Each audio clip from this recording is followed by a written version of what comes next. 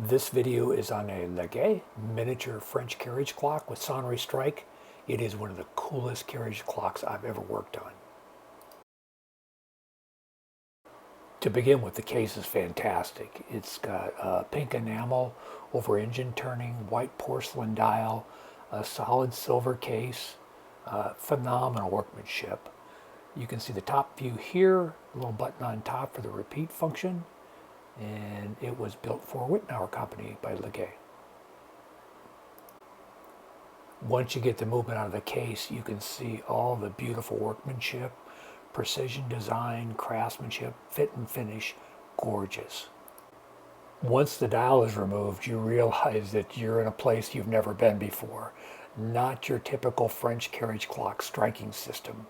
A complex barbell trip system that releases a double locking gear that allows the rack to fall. As the rack is moving back into position, the teeth of the rack actually lift the hammers that strike the chime rods. Something strange that I've never seen before. The person who designed this was an absolute genius. And here is the LeGuet logo stamped into the back plate. The back of the movement I've never seen anything like before. The round disc at the bottom center is the winding arbor. It takes a two-prong key that was missing, and you wind it counterclockwise, which winds both the mainsprings simultaneously. The lever that goes around that in the bottom position was moved all the way down, reveals a hole in the center, and that's how you set the hands on the front of the clock. The next step up on that lever is the silent feature, and all the way up activates the Sonnerie feature. I also found that one of the gong coils was missing, and you can see that in this picture. Here are a few more shots of the movement that I took once it was out of the case. You can see more of the components, some different angles of the gearing and the levers. This was mostly just for me to document the condition of the movement and give me an outline of exactly what work I was going to have to complete to bring this thing back to life. The pivot holes were gummed up, none of the gears were moved. There was some type of contamination in the movement, so it was interesting just to look and see. Here's the double mainspring barrel assembly we'll go into much more later. This part of the video will show individual pictures of the steps that I took to disassemble all the levers and arms in the front part of the strike mechanism. Hopefully we can point out particular things as we go through the individual pictures, but this is mostly for future repairmen. This first shot is just a general picture of the front of the movement complete. This spring being removed is actually the detent for the setting lever. Here is the removal of the barbell trip mechanism along with its recoil spring. This is the trip arm that the barbell flies up and hits, that in turn trips a lever which separates the two gears and allows the rack to fall. After that, the gears rejoin and begin lifting the rack assembly. This is the star wheel that releases the barbell on the quarter hours. This spring is used in conjunction with the repeat button, whose linkage has already been removed. Here the quarter strike rack is removed. This is the bridge that holds the arbor for the pinion that separates to allow the rack to fall and then joins back together to lift the rack into position as it continues to strike. This shows the bridge removed as well as the striking rack assembly. These next two pictures show the linkage for the repeat function being removed. This is the retention arm that holds the hour and quarter hour strike lifting pawls in position.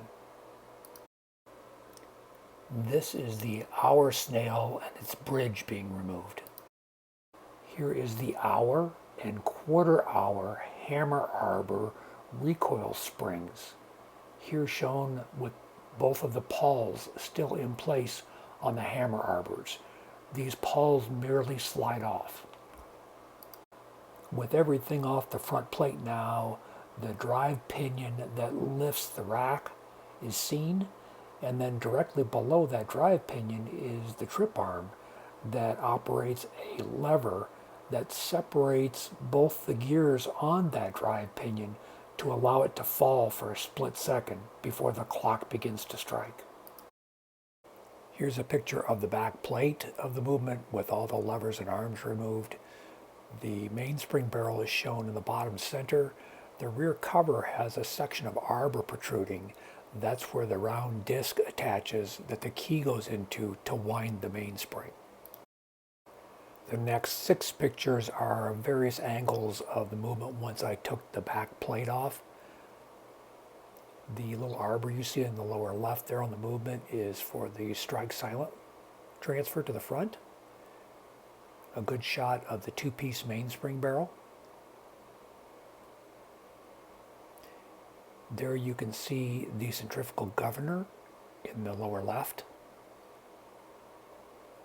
These are the set levers for the strike arbors. We'll go into that more later on as well. There's another picture of the centrifugal governor. The mainspring barrel assembly was another of those mad scientist genius designs that amazed me whenever I was able to figure out how it operated. The following pictures, I'll walk you through how it works and how to take it apart and put it back together. Here's a picture of the mainspring barrel assembly. The left side faces down in the movement, the right side faces up. The right side is for the strike train and the left side is for the time train. This picture is of the right or upper side of the mainspring barrel assembly that controls the strike train. Notice the keys in the edge of the barrel and notice the slot in the boss in the middle. This actually is left-handed thread and unscrews off the arbor. This picture shows the barrel assembly after the left-hand threaded boss is removed. You can see now that the upper section is actually 2 sections in itself, a gear assembly and a barrel assembly, with a click attached in between them to secure the drum as it's being wound. Here's a picture of the assembly completely taken apart, showing you all the components. This gives you a better look at the upper barrel assembly with the click and the ratchet wheel. The next 5 pictures show the barrel going back together in stages. The rear assembly, the arbor. Now you've got the upper barrel assembly. The boss is now going to be attached. And then finally, I use my lathe to hold the arbor to make it easier to take the left-hand threaded boss off and on. It worked fantastic. Now the barrel is back together. There you can see the upper side. And in this picture you can see the bottom side. So it's back together, ready to go on the clock. Because there isn't much room between the plates on this miniature movement for a blade type governor, this clock uses a centrifugal governor that when activated and begins spinning, the arms fly out to reduce the speed and make it a constant pace of the strike train. This picture shows the centrifugal governor inside its housing on the movement plate. Here's a short video of the action of the governor when the strike train is released.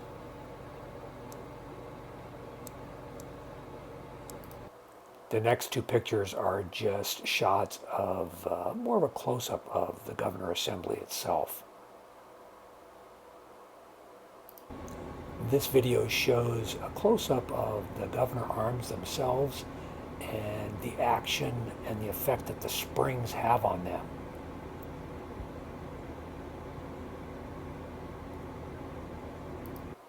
This picture shows the 2 components of the governor brake assembly. In the top center, you see a C-shaped arm, and then its return spring just to the left and above it. At the top tip of that C bracket is a pin that extends through and protrudes from the front plate. As the quarter rack completes its strike cycle, it pushes up against this pin, which rotates that entire bracket counterclockwise, with the lower portion of that arm then rubbing up against the governor and stopping its operation. The next two videos show the operation of the strike activation system. There are two parts to this. The first part is when the barbell flies up, hits the lever that operates the yoke that separates the two gears, allowing the rack to fall. Once the strike sequence begins, the gears rejoin and lift the rack until it completes its strike sequence. Here you can see the clutch that releases to let the rack fall. There's a tooth male and a tooth female wheel, and whenever the barbell flies up and releases the lever, this collar slides and those wheels separate, and then the strike train begins to run. The important thing to note in this video is the split-second separation of the two gears. This allows the rack to fall. Then the gears immediately join back together and begin lifting the rack through the strike cycle.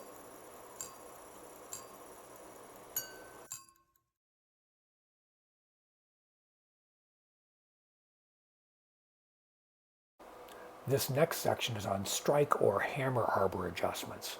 Understanding this section well can save you hours of work later on troubleshooting the strike train. This picture shows the two strike pawls mounted on their arbors with the recoil springs and the retention clip holding them in place. The pawls rotate freely on the shaft itself. They're held in place by the retaining clip. When the retaining clip is removed, they will slide off the shaft easily. The pointed tip of these pawls is pushed counterclockwise by the rack as it is going through its cycle. Each of these pawls has a tail that extends off the back of it. The lower pawl, you can see the tail in this picture. The tips of the recoil springs are setting up against pins that extend from the strike arbors. As the rack is moving upward and rotating the pawls counterclockwise, the tails of the pawls press against the pins extending from the strike arbor, which lift the hammers and then allow them to fall onto the gong coils. This picture shows the upper strike or hammer arbor in place with the lower one removed. The two adjustable stops for the strike arms are seen also. The screws to the side of the stop arms are actually tapered, so if they're turned counterclockwise, the arm is allowed to move farther away. If they're turned clockwise, the arm will move closer to the pin on the arbor. These pictures show the two strike arbors in position with the stops pressed up against the pins on both the arms. This picture shows the relationship between the arbor pins, the rack pawls, their tails, and the teeth on the rack. If an arbor pin stop is adjusted so that the pin is too far away from the pawl tail, the teeth on the rack will not be able to move the pawl tail far enough to lift the arbor and allow the hammer to strike. If the arbor pin stop is adjusted so that it's too close to the tail of the rack pawl, as the rack comes by the tip and tries to rotate the arbor, it will require much more force as it will be trying to lift the hammer much higher and very possibly stall the strike train. Going back together with the movement, took two bushings, burnishing all the pivots, cleaning everything up, overhauling the balance platform. The biggest challenge was the gong coil, which, since I'm not Omar the gong maker, I made one out of steel pivot wire. At least there's a sound instead of just an empty strike on the quarter. The Sonnerie strike system on this carriage clock strikes the hour on each quarter and then the quarter. It does that for the first quarter, 15 after, the second quarter, and the third quarter. On the fourth quarter, or the hour, it only strikes the hour and no quarters. Okay, this is the quarter strike rack. There's a snail behind the cannon pinion that controls how far this rack falls, and then you'll see it in action coming up. The rack for the hour count is over here, and it falls on a snail down underneath here that has your 12 different steps for the different times. You'll notice that there's 3 different notches here, 3 different notches here, and then 12 notches going up. So the 12 notches are for the one hammer strike that counts the time, the hour, and then the next 3 make the same hammer strike on the quarter hour, and then these 3 teeth come around and are the second chime hammer on the quarter hour.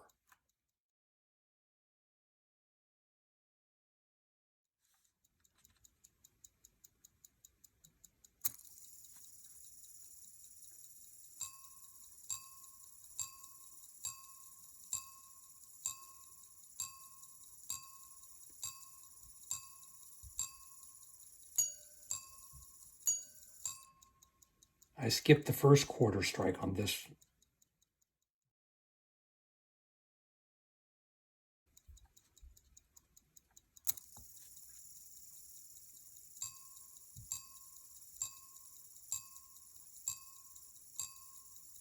This will be all 3 quarters.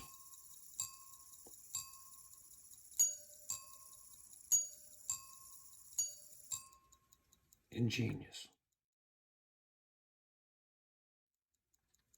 This is the hour count.